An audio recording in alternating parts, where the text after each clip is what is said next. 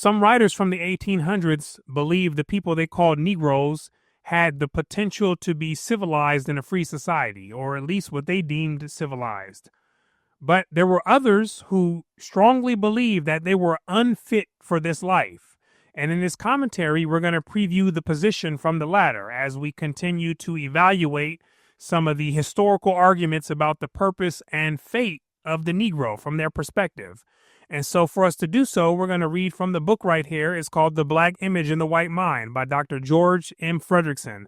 And we're going to get in here and turn to page 53, where he writes this.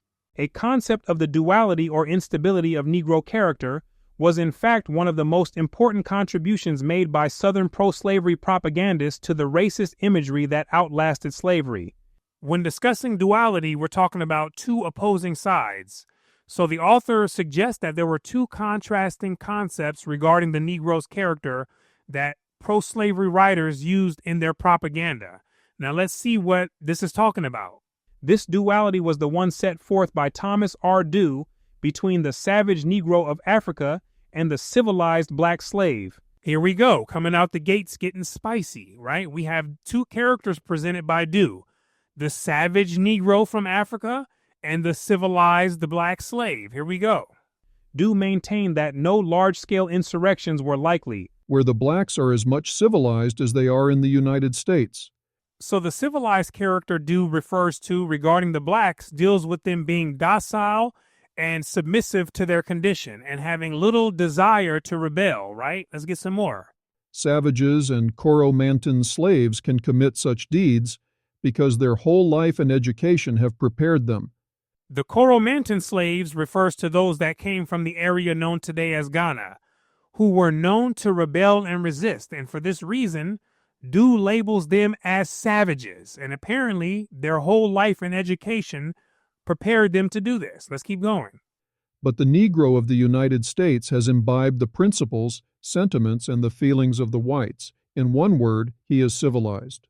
Meaning the American Negro's mind had been conditioned to embody the feeling and the principles the whites had desired them to have, which was being docile, submissive, dependent, and loyal to the masters, right? These are the feelings and the principles of the whites.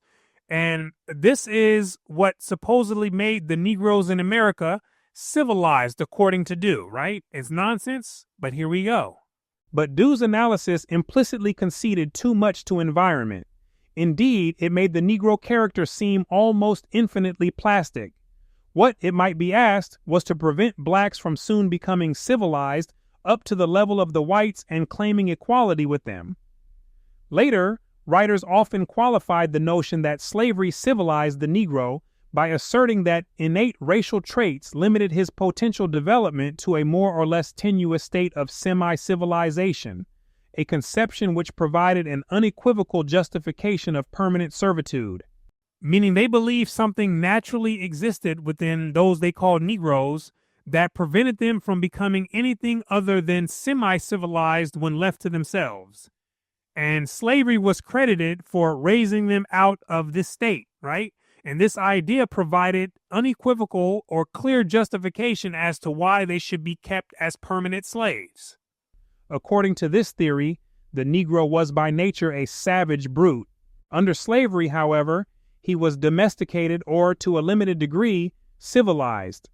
You see that? Hence, docility was not so much his natural character as an artificial creation of slavery. Docility was a characteristic squeezed out of Negroes due to slavery, is what this is saying. Their ancestors from Africa were not this way, but due to slavery, this docile character of Negroes was artificially created. Here we go. As long as the control of the master was firm and assured, the slave would be happy, loyal, and affectionate. But remove or weaken the authority of the master, and he would revert to type as a bloodthirsty savage. So in other words, they needed to be kept as slaves, because if no master was there to govern them, then they would revert to rebellion and supposedly being bloodthirsty savages or violent people. That many Southerners did not believe, even in theory, in Negro docility under all conditions, came out most vividly in pro-slavery discussions of emancipation and its probable consequences. Servile war was often seen as the inevitable result of loosening the bonds of servitude. In the words of William Drayton, who drew on the example of Santo Domingo, "The madness which a sudden freedom from restraint begets, the overpowering burst of a long-buried passion, the wild frenzy of revenge, and the savage lust for blood, all unite to give the warfare of liberated slaves traits of cruelty and crime which nothing earthly can equal." Which is to say, when the enslaved are set free, they allegedly lose all forms of self-control and they act destructively, which was due to their built-up anger, resentment, and frustration that was no longer restrained.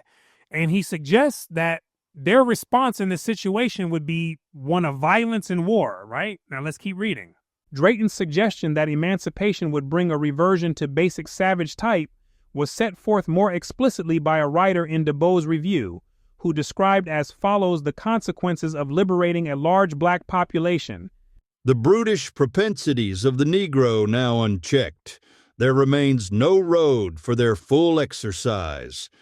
But in the slaughter of his white master, and through the slaughter, he strides, unless he himself be exterminated, to the full exercise of his native barbarity and savageness." So from Dew's view, the liberation of blacks results in violent revenge against the white masters, and essentially blacks reverting to their supposed nature of barbarians and savages.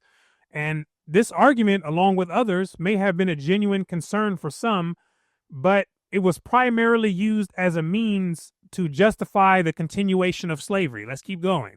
As proof of the Negro's inevitable reversion to type when freed, defenders of slavery pointed continually to the alleged relapse into barbarism which had taken place in Haiti, the British West Indies, and Liberia, once the domesticating influence of slavery had been removed. Let's keep reading. The notion that bestial savagery constituted the basic Negro character and that the loyal Sambo figure was a social product of slavery served to channel genuine fears and anxieties by suggesting a program of preventive action, while at the same time legitimizing a conditional affection for the Negro. As a slave, he was lovable, but as a freedman, he would be a monster. Which again, obviously implies to keep them enslaved. And one idea behind doing this was that it worked out best for the Negroes and the rest of society.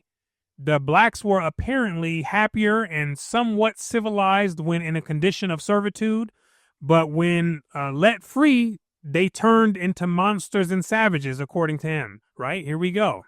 This duality was expressed in its most extreme form by Dr. Samuel A. Cartwright of Louisiana, who wrote in 1861 that the Negro must, from necessity, be the slave of man or the slave of Satan. Listen carefully to the words he wrote. The Negro must, from necessity, be a slave of man or the slave of Satan. So if Negroes aren't kept under some master and under control of other people, then they're going to fall into the hands of Satan, which he's referring to as vices of violence and immoral acts.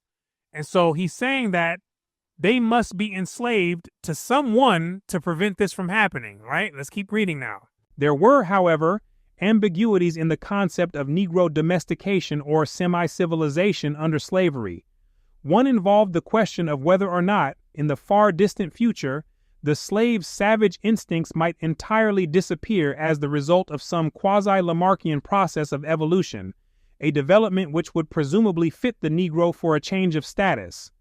Many writers regarded this question as open and undecided. Others fell into blatant self-contradiction when they confronted it. William Gilmore Simms, in setting forth a pro-slavery theory of human progress, described how the rise of peoples to civilized status had often involved the tutelage of slavery as a stage in their development. It is possible that a time will come, he wrote, when taught by our schools and made strong by our training, the Negroes of the southern states may arrive at freedom.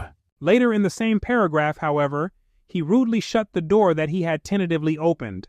I do not believe that the Negro will ever be other than a slave, or that he was made to be otherwise. So he believed that Negroes had one primary purpose, which was to be a slave. And he's not necessarily speaking only about a slave in chains, But more broadly, he's referring to blacks being created to be at the bottom of society. And this interpretation is supported by what he says next. But that he is designed as an implement in the hand of civilization always. Meaning blacks are the tools in the hand of civilized people. The so-called civilized people are to be the thinkers and the planners in the society, and the blacks are only to be the subjects and the workers, right? This is what is meant by an implement in the hand of civilization always. This view was given authoritative expression from the mid-1840s on by ethnological writers like Samuel Cartwright and Josiah Nott.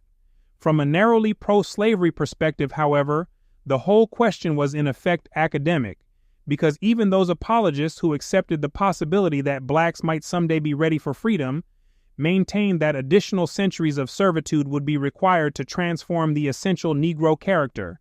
So there we have it, a little glimpse into the thought behind the character and the role of Negroes in the 1800s, or the black image in the white mind, right? And we're going to keep going over some of these accounts because this history is very important to understand from multiple perspectives. And it's important to get to a point where this stuff does not faze you and to be able to have an open and honest discussion around this topic, right? That's one way that you know that someone has truly moved beyond seeing themselves as a Negro or a black person, because a person who doesn't see themselves as that will not take offense to anything that they've heard in here, right? Because it's just an opinion, and their opinion should not really matter unless a person feels deep down inside that is true, and they also believe that this is speaking about them, right? Other than that, it's just another human voicing their perspective, opinion, and their interpretation of reality, right? So we've got more coming up on this topic, so you're going to want to stay tuned, right, as we continue to work our way up to the period of emancipation and onward. So stay tuned because it's going to get hot around here, right? But right now, what I want to do is thank you for watching all the way into the end. My name is Brooklyn St. Michael, and I'll see you in the free world.